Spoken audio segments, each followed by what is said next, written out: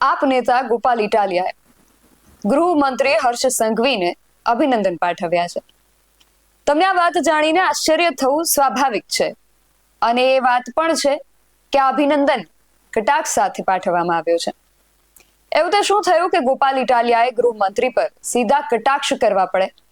સમગ્ર વિગત જાણ્યા અહેવાલમાં. જય હિન્દ. BSI TV ન્યૂઝ પર આપની સાથે હું છું નિધિ ગઢવી. હર્ષ સંઘવીને અભિનંદન. આવા સંબોધન સાથે ગોપાલ ઇટાલિયાએ પોતાના સોશિયલ મીડિયા હેન્ડલ પર એક કટાક્ષભરી પોસ્ટ કરી છે. ટૂંકા શબ્દોમાં કટાક્ષભર્યો આ સંદેશ છે, પણ જે ઘટના છે એ નાની નથી. શું ઘટના છે, સૌપ્રથમ તેના વિશે વિગતે વાત કરું તો ધંધુકા તાલુકાના પચ્છમ ગામમાં સમાજ કલ્યાણ વિભાગ દ્વારા સંચાલિત સરસ્વતી કુમાર છાત્રાલયમાંથી એક ચોંકાવનારો કિસ્સો સામે આવ્યો છે. થોડા દિવસ પહેલા છાત્રાલયના કેટલાક વિદ્યાર્થીઓએ તેમની સાથે આ છાત્રાલયમાં રહેતા તેમના સહાધ્યાયી સાથે ખૂબ અમાનવીય વર્તન કર્યું છે. જે બાદ આ ઘટનાનો જે વિડીયો છે એ સોશિયલ મીડિયા પર વાયરલ થયો છે. વિડીયો વાયરલ થતા સમગ્ર પંથકમાં તીવ્ર પ્રતિક્રિયાઓ જોવા મળી રહી છે.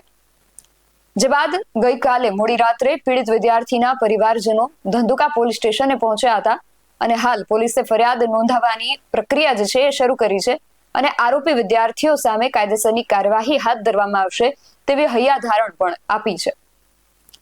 ગોપાલ ઇટાલિયાએ પોતાની પોસ્ટમાં પણ એ જ લખ્યું છે કે ધંધુકા તાલુકાના પચ્છમ ગામે સરકારી છાત્રાલયમાં એક ગરીબ બાળકને નિર્વસ્ત્ર કરીને તેની ગુદામાં દારૂની ખાલી બોટલ ભરાવી, ત્યારબાદ લાકડાનો દંડો પણ ભરાવ્યો હતો.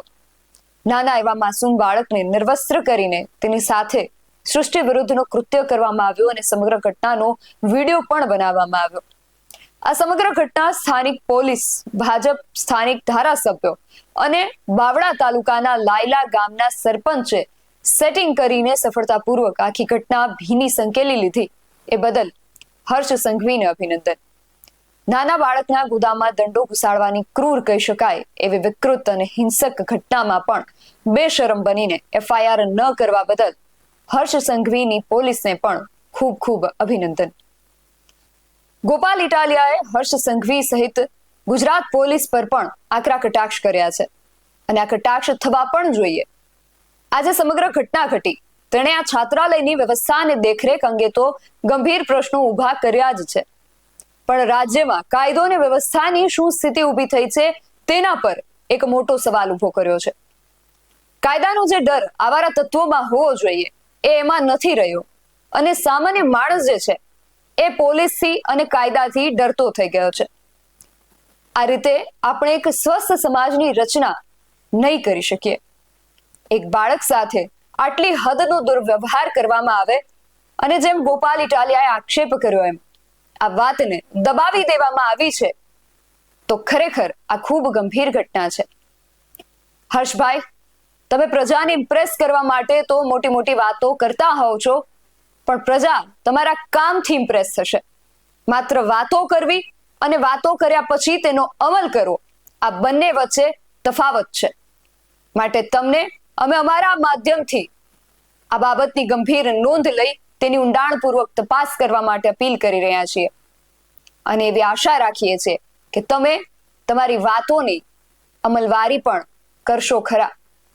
રાજ્યમાં કથળતી જતી કાયદો અને વ્યવસ્થાની સ્થિતિ વિશે તમારું શું માનવું છે અમને કમેન્ટ કરીને ચોક્કસથી જણાવજો. આવા જ વધુ અહેવાલો સાથે મળતા રહીશું. તમે મારી YouTube ચેનલને સબસ્ક્રાઇબ કરવાનું અને અમને Facebook અને Instagram પર ફોલો કરવાનું ભૂલશો નહીં. બાકી અવનવી અપડેટ્સ માટે આપ જોતા રહો BSI TV ન્યૂઝ. નમસ્કાર.